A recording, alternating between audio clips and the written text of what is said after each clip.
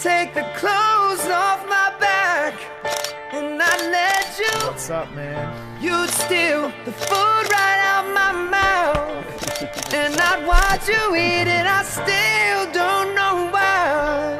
Back. Why I love you so much.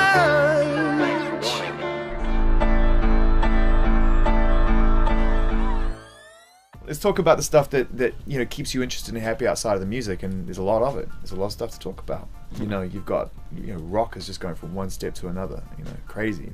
Moving into sports, and Right. it just doesn't feel like there's any end to that. That's no longer an entertainment company, right? I mean, that's lifestyle. It's life. It's a life Right. company, right?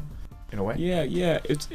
That was the initial plan from the beginning, was to build these arms in this company that From the beginning.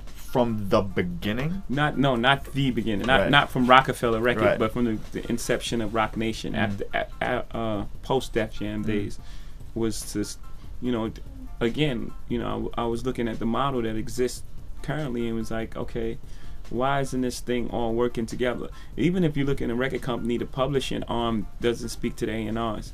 It's like, why are these two things separate? And I have a feeling that is an accounting thing. Some kind of accountant to keep the books separate so this don't take a hit and this you protect Right. this. But okay, that's cool. You can separate the accountant, but why aren't they speaking? Because they both go hand in hand. And we just all those things that seem to be broke, in my opinion, that I wanted to bring together. So we started out. If you remember, Rock Nation, we didn't release an artist for 3 years, maybe more. But we signed writers and producers, and that pretty much we took care of the engine first. In and the that garage, pretty much, making sure it's running. And that pretty much kept the company afloat, Mm-hmm. so we could take our time and find the J. Coles and the Rita Oras and make sure they had the proper A&R, and that we didn't just throw them out in a market where it's so much going on so fast and people have ADD and their attention span is so short, and it's the internet, and I'm watching the internet and I'm watching TV and I'm listening to music, and people are preoccupied with so many things. So when you get their attention for that second, it better be good. Because then they turn away from it. If it's not good, this is interesting. But then you got to hold it. I could spend some time here. Well, that then you could last get line is the line. That's the single, like. You could occupy and get a bit of mind share, right? That's what Right. you're going for, right? And you hold on to that, and it had better be right. So, we take our time and maybe not be most popular with artists, especially new ones that I want to come out tomorrow. But I think in the case of J. Cole, I think that A&R development really helped him and worked for him. The album that he put out was an album that he brought in the first time, and he thought he was ready. And now, and you look at his career now, he's in the place of, he's going to be here for as long as he wants to do it. Yeah. As long as he's inspired, because now he has the attention of the public. But you love to pace things, right? I mean, you don't seem like you're in a hurry ever. Really, in a way. I'm really more. I'm focused on doing I'm doing great things. So whether that takes a day or 10 years, it doesn't matter to me. The time. Time is a man-made concept, right? So you can do whatever you want with it. And You can. It's not the same for everybody, but it's inspiring to see somebody that can build a situation whereby you can. Yeah, but you can always strive to be great. You can always strive to do great things. You don't have to say, okay, I'm going to put this out because, this is the summer record.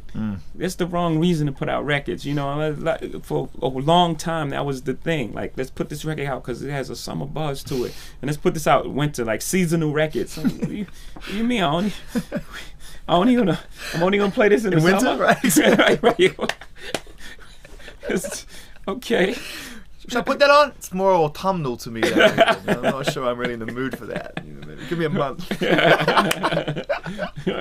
Can you switch off from the business when it comes to making a record? When you're in that headspace in Jungle Studios and you've got people and things going on around you, and you can do that? I've been doing that from the beginning, but on a smaller scale, of course. From the beginning in Rockefeller Records, and when we started Rockefeller Records, I forget what I was. CEO, or we just made up these titles. Dame was the CEO, I was the COO, or the CCO. That, you know, that's just like childlike visualization, right? Yeah, yeah. You're basically playing fantasy Yeah, music. absolutely. That's kind of what you're doing. So I was pretty much, you know, straddling the fence from the beginning, on a smaller level.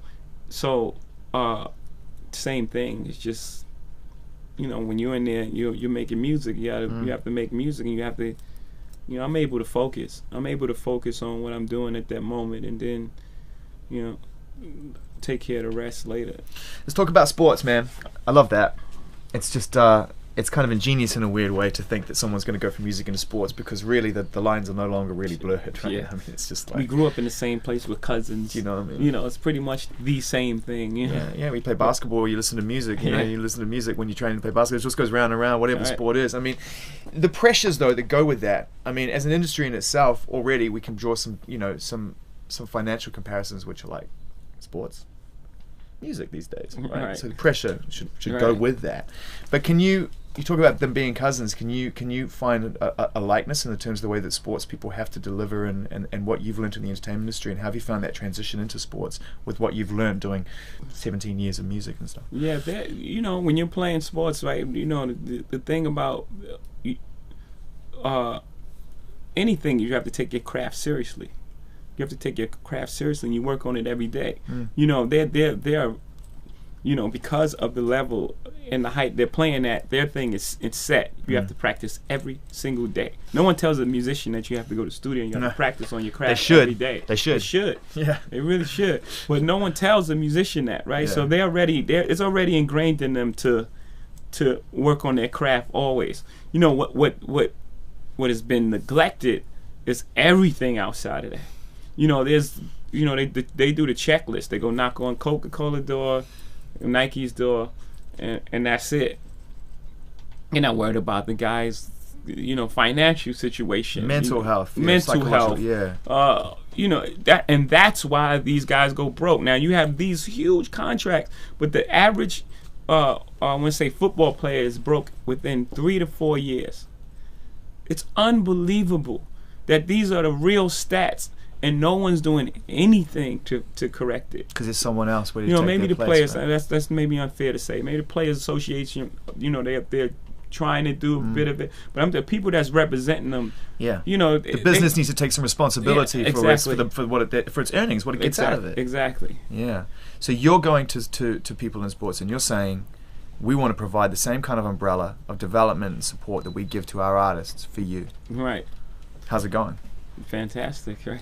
I've been within 2 months we had Robinson Cano and Kevin Durant. You know, it just that's a good response. Yeah, that just doesn't happen. Okay, so it's going well with the players because they love it. They're like, Yeah. finally, you know, I got Yeah. someone who cares. Yeah. How's it going with everybody else who's been doing it another way? Yeah, they're fighting it. They're fighting it because for two reasons. They're fighting it because, you know, it means you have to work now. You know, they're gonna see at 2 in the morning when you get that phone call, you've got to pick up. You have to work now, and they're not comfortable with that. They've been spending 15, 20 years just sitting back collecting a check.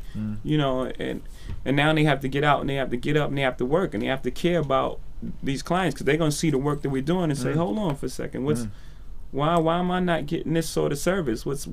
What are you doing? What have you done this week?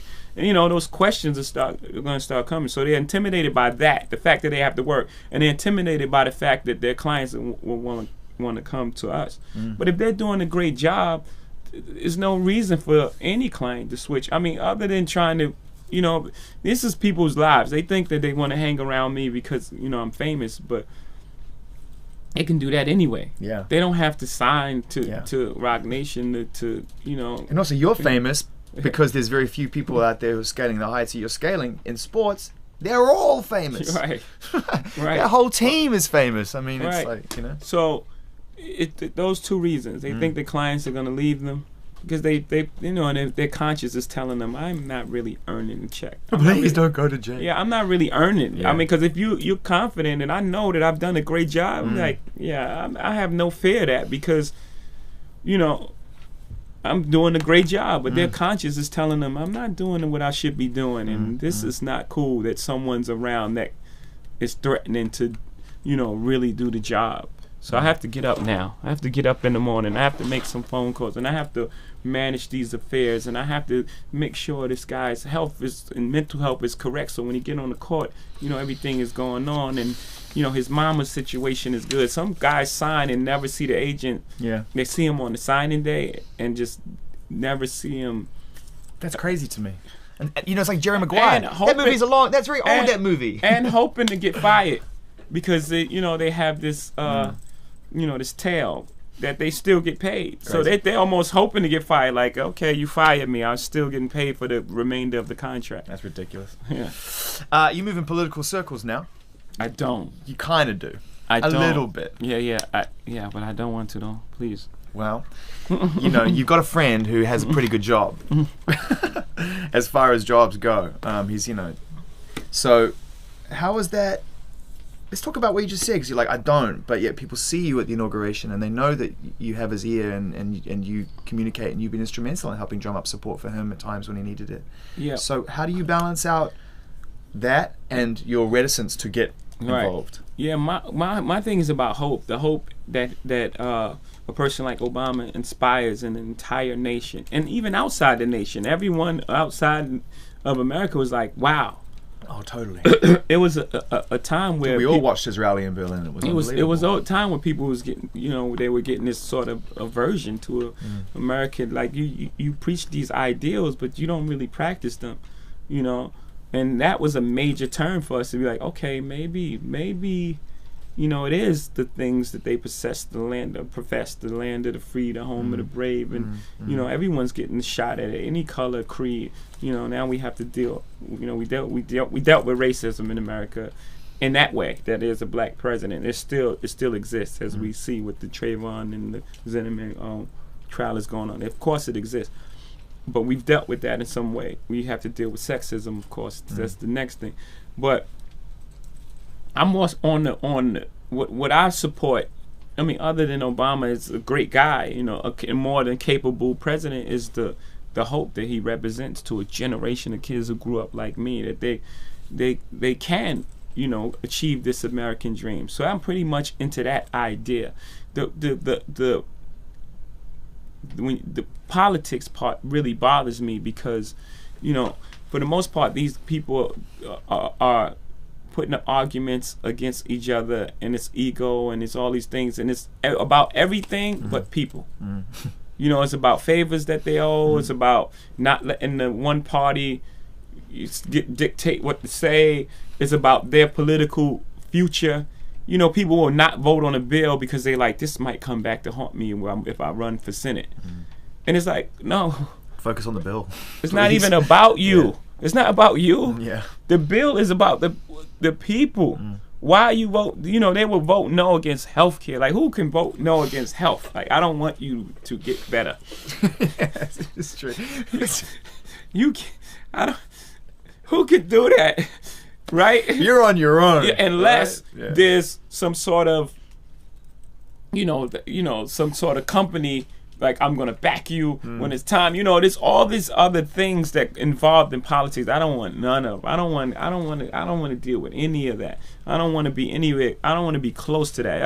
I get like sick to my stomach just to think about, you know, the reasons why things are done and the people that is really affecting. It's not affecting the people that's voting on it. All those senators, those guys have cushy jobs and they're fine, and they, you know, it's really affecting the real people, and they're making decisions based on their own career, based on their own ego, based on, you know, whatever lobbyists that they're in their pocket.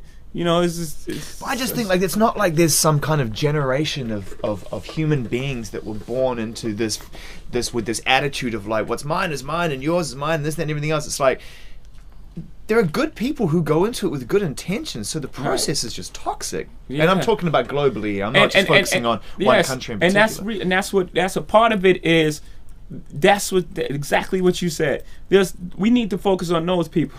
The government's too big. Let's shrink that. Let's shrink it, and let's get the real people. It's impossible to have all those people. You're sounding political now. You need to be careful. You sound like a politician. You sound like you're ready to run for office. I'm not. As a friend, I'm just checking you. I got right you. now. Okay, thank you. Let's shrink. Let's get rid of all that. Yo, let's fuck gotta that say it shit. like that. Get rid of all these fucking assholes, right? And shrink it to the people who really care and really want to get things done. Right on. And spoken like a father. Yeah. Spoken like a father. Man, that's working together. Even if you look in a record company, the publishing arm doesn't speak to the A&Rs. It's like, why are these two things separate? And I have a feeling that is an accounting thing. You know, some kind of accounting to keep the books separate so this don't take a hit and this you protect this. You know, but okay, that's cool. You can separate the accountant, but why aren't they speaking? You know, because they both go hand in hand. And we just all those things that seem to be broke, in my opinion, that I wanted to bring together. So we music and people are preoccupied with so many things. So when you get their attention for that second, it better be good. Because then they turn away from it. If it's not good, this is interesting. But then you gotta hold it. I could spend some time here. Well, that last line is the line. That's the single, like you could occupy and get a bit of mind share, right? That's what you're going for, right? And you hold on to that, and it had better be right. So, we take our time and maybe not be most popular with artists, especially new ones that want to. I want to come. You take the clothes off my back, and I let you. What's up, man? You'd steal the food right out my mouth, and I'd watch you eat it. I still don't know why. Back. Why I love you so much.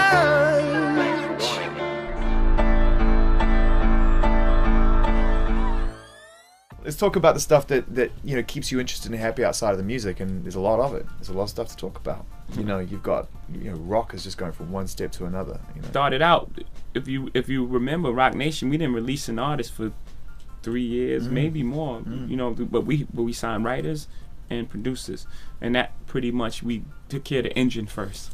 In the garage, making sure it's running. That pretty much kept the company afloat, so we could take our time and find the J. Coles and the Rita Oras and make sure they had the proper A&R, and that we didn't just throw them out in a market where it's so much going on so fast and people have ADD and their attention span is so short, and there's the internet, and I'm watching the internet and I'm watching TV and I'm listening to music. Crazy moving into sports, and it just doesn't feel like there's any end to that. That's no longer an entertainment company, right? I mean, that's lifestyle. It's life. It's a life company, right?